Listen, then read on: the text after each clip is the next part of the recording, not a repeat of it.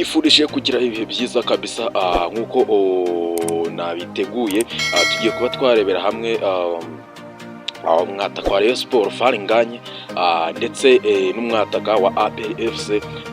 Mamadou Sia turebe ese nuhe mwataka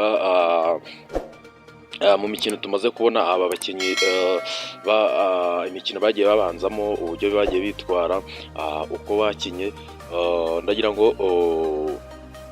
abafana ba Rayon abafana ba APR FC nimwegere hano turebere hamwe tuvuge tuti ese bitewe n'uyu mukinnyi ibitego amaze gutsinda ese mu by'ukuri nimba ukurikira football kabisa aba bakinnyi akaba ari ababonyeho ushobora kutwandikira ukatubwira uko hagati yaba batakabiri babaye amakipe uko uwakubera uwa mbere tugiye gusesengura turebe ibitego uko batsinda uko bitwara mu mukino uko bakinisha bagenzi babo skills mu maguru uko bacenga dribbling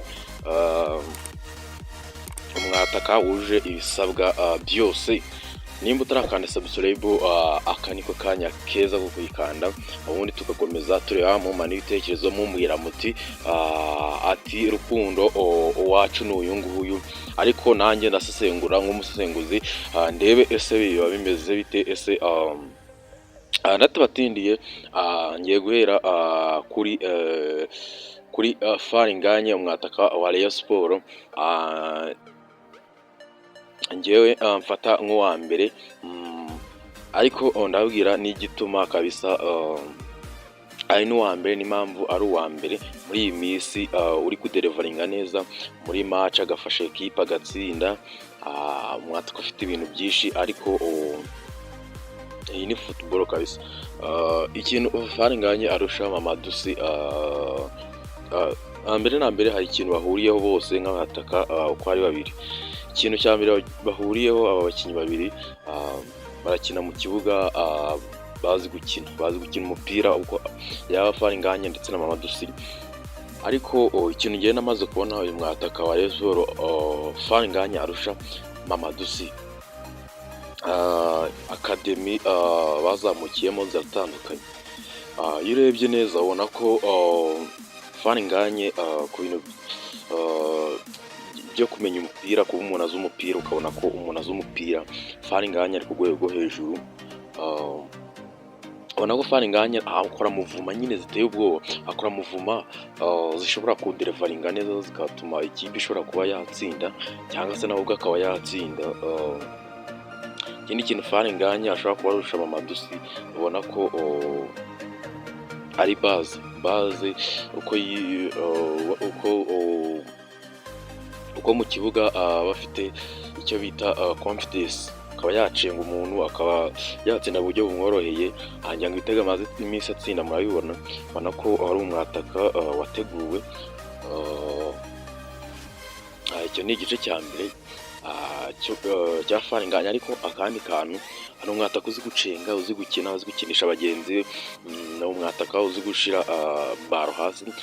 agafunga baro yakwera imino umukinnyi akaba yayipasa mu mahande cyangwa se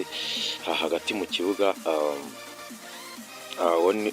ngira ngo izo ni karite z'umusore wa Rayon Sport Faringanye icyo nabwiye nuko ikintu arusha Mamadou Sia academy azamukiyemo ubona ko ari academy nziza cyane yamufashije nyuma yuko tuvuye kuri Faringanye reka twerekeze kuri Mamadou Sia abafana ba APR FC nimonyandikire mumbwire muti umusore wacu niwe umeze neza abariyo nabo nuko ariko uyu musore Mamadou Sia icyo nabonye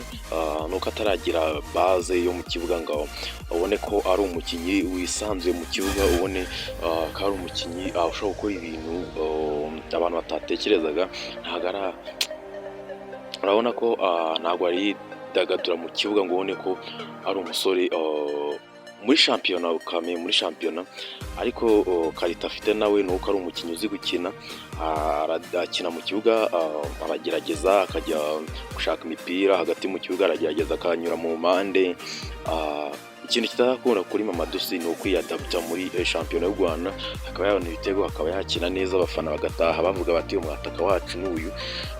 Ikintu kiri muri kiri no kumugora ni uburyo ngira ngo n'uburyo bw'imikinire abakinnyi ba APR FC butanaboroheye muri iyi minsi kabisa, ariko kandi subscribe